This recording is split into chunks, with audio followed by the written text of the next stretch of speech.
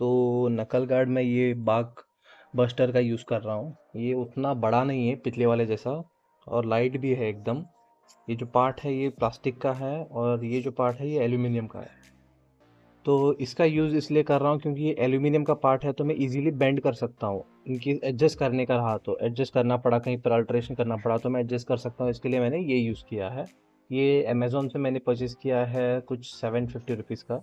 और इसके साथ में ये उसके क्लैम्प स्क्रू सब आए हैं इसके अंदर। तो अब हम सबसे पहले जो है, ये जो हैंडविड्स है इसे पहले निकालेंगे। इसे पहले निकाल के इसे ओपन करने के लिए यहाँ पर एलन की है।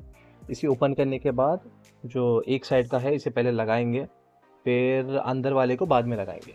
सबसे पहले मैं इसे ओपन करके लेता हूँ। बस यहीं से इसे ओपन किया, इसको इसके जो हैंडल जो ये है बार है, इसमें इसको डाला और बस मैंने टाइट किया और कुछ एक्स्ट्रा नहीं किया है। फ्रंट से अभी आप देख सकते हो कैसे दिख रहा है ये। तो इतना ही। अब अंदर वाला क्लैंप लगाएंगे। अंदर वाले को लगाने के लिए उन्होंने ये सब सामान दिया है, साथ में दोनों दिया है, इसके बोल्ट स्क्रू सब कुछ दिए हैं, एक्स्ट्रा कुछ खरीदने की ज़रूरत नहीं है। ये देखो ये ऐसे लगेगा और यहाँ से एक स्क्रू इसे अटैच होगा। तो इसके लिए जो एडजस्ट करने के लिए भी सब कुछ उन लोगों ने दिया है, तो सब कुछ सेट में आ रहा है। तो मैं फ़िलहाल एक ही हाथ से कैमरे को पकड़ा हूँ।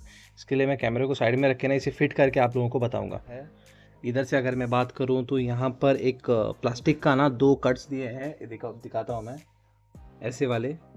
तो ये अंदर की तरफ बैठेगा सो दैट ये एल्यूमिनियम का है ना, और ऑब्वियसली हमारे हैंडल बार जो होते हैं अलग अलग साइज़ के आते हैं, तो उसके लिए एडजस्ट करने के लिए भी है। तो ये प्लास्टिक है सो दैट हैंडल बार पे स्क्रैचेस भी नहीं पड़ेगा।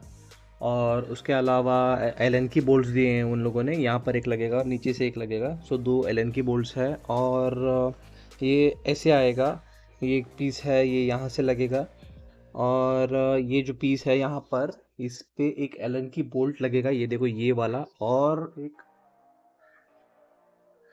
एक छोटा सा वॉशर वी टाइप कुछ दिया है इन लोगों ने, मुझे भी एग्जैक्टली नहीं पता है क्या ये चीज़ है। तो इसे मैंने क्या किया है कि एज अ वॉशर मैंने यूज़ किया है टाइट करने के लिए। तो क्योंकि यहाँ पर अगर आप लोग देखोगे तो ये जो होल है ये बड़ा है, और जो हमारा बोल्ट है एलन की बोल्ट ये थोड़ा पतला जैसा है।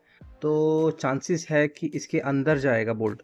इसके लिए मैंने क्या किया है कि इसे पहले लगाया है, फिर उसके ऊपर से मैंने ये टाइट किया। पहले सोचा कि एक वॉशर लगाऊं, फिर ये साथ में दिया ही है इन लोगों ने तो एक्स्ट्रा क्यों लेना सोच के मैंने इसे ऐसे किया है।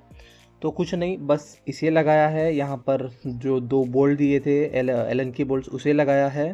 प्लास्टिक कवर्स मैंने लगाए हैं, और ये वॉशर जो भी है, ये एक्स्ट्रा पार्ट स्पेसर जो भी है, इसे लगाया और ये इसको लगाया। बस इतना ही किया है, इसके अलावा कुछ नहीं किया है। और फ्रंट से भी आप लोग फिटिंग देख सकते हो कैसी आ रही है। तो सब कुछ परफेक्ट बैठा है, कुछ एक्स्ट्रा करने की ज़रूरत नहीं है। अगर मैं क्वालिटी की बात करूँ तो क्वालिटी ठीक ठाक है, मतलब उतना हाई एक्सपेक्टेशन मत रखो। हाँ, अमेज़ोन पे मैंने बहुत जगह पे चेक किया था, अलग अलग प्राइस रेंज में था। कहीं पर 1200 पड़ रहा था, तो अलग अलग तो मैंने चेक करके सबसे सस्ते में 750 में जो मिल रहा था, तो ऑफ़र देख के मैंने ये परचेज़ किया है। तो इवन इसकी अगर मैं बात करूँ ना बोल्ट्स को टाइट करने की, तो बोल्ट को ज़्यादा टाइट मत करना। ज़्यादा टाइट करोगे तो बोल्ट स्लिप हो सकता है, क्योंकि ये एल्यूमिनियम का है। और अभी मैं आपको इस साइड वाला भी बिठा के दिखाऊंगा, तो अभी उसका फिटिंग करना बाकी है।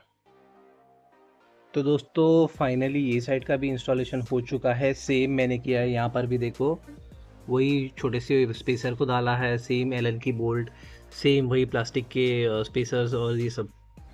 तो सेम मैंने यहाँ पर भी फिटिंग किया है, कुछ एक्स्ट्रा नहीं किया है, सब कुछ उनके सेट में आया था। और एक्स्ट्रा बोल्ट और ये भी बचा है, जैसे कि आपको दिखाता हूँ। अब ये आइटम क्यों दिया था इन लोगों ने मुझे नहीं पता एक्स्ट्रा, और ये किस चीज़ के लिए आएगा। शायद मे भी यहाँ पर कुछ बाइक्स के लिए ना अंदर होता है, तो मे भी उसके लिए होगा ये। तो मेरे तो किसी काम का नहीं है। तो NS है या AS है या RS है आप लोगों के पास, तो आप लोगों के ये किसी काम का नहीं रहेगा। बस इतना ही करना है, एक्स्ट्रा कुछ करने की ज़रूरत नहीं है। अभी मैं आप लोगों को फ्रंट लुक भी दिखा दूंगा। तो ये है फ्रंट लुक उसका। ये मिरर्स बीच में आ रहे हैं एक्चुअली। ओके, तो ये है फ्रंट लुक, फ्रंट से भी अच्छा दिख रहा है। तो but only the thing is ये उतना बड़ा नहीं है। लास्ट टाइम क्या हो रहा था ना, लास्ट टाइम मेरा जो वाला था वो पूरा हैंड कवर करता था। तो इवन नाइट में ना तो हैंड के लिए थोड़ा अच्छा था, विंड के लिए। बट फिर भी सेफ्टी के पर्सपेक्टिव से देखेंगे तो सही है, क्योंकि ये देखो यहाँ पर वो पिछले वाला जो था वो प्लास्टिक का था और ये जो है एल्यूमिनियम का है, तो कुछ प्रॉब्लम नहीं होगा। बस आप लोगों को एक ही चीज़ का ध्यान देना है कि बोल्ट्स को जब टाइट करोगे तो ज़्यादा प्रेशर नहीं डालना है, नहीं तो नट स्लिप हो सकता है, क्योंकि एल्यूमिनियम है उतना स्ट्रॉन्ग नहीं होता है। मतलब थ्रेडिंग वैसे ये स्ट्रॉन्ग है, उसका टेंशन मत लो, सही है इस प्राइस रेंज में। और क्वालिटी वाइज देखेंगे तो थोड़ा ना उतना अच्छा फिनिशिंग नहीं है, क्योंकि एल्यूमिनियम है जैसे मैंने बोला था, तो ज़्यादा हाई एक्सपेक्टेशन भी हम नहीं रख सकते। बट ठीक ठाक है, चलेगा, काम चलेगा, ऐसे कुछ प्रॉब्लम नहीं है। तो दोस्तों प्राइस तो मैंने ऑलरेडी कवर कर लिया है, और इसका वीडियो अगर आप लोगों ने नहीं देखा है हाइड्रोलिक ब्रेक सेट का, तो ऊपर मैं आई बटन में दे दूंगा, आप वहाँ पर से जाकर देख सकते हो हाइड्रोलिक ब्रेक सेट का। इवन मैंने ये जो मिरर्स का है इसका भी मैंने वीडियो डाला है कि मिरर्स को कैसे इंस्टॉल करना है। ES200 में ये पल्सर 220 के मिरर्स है। तो एक और दोस्तों, एक और चीज़ है कि मैंने रिसेंटली नोटिस किया है कि ये मिरर उतना कवर नहीं कर रहे हैं। तो देखो, दिखने के हिसाब लुक वाइज देखेंगे तो सही है ये मिरर्स, बट अगर आप लोगों को लिए विजन भी ज़रूरी है, जैसे मेरे लिए विजन ज़रूरी है, तो मे बी फ़िलहाल मैं एक राइड करूँगा इन मिरर्स के साथ में।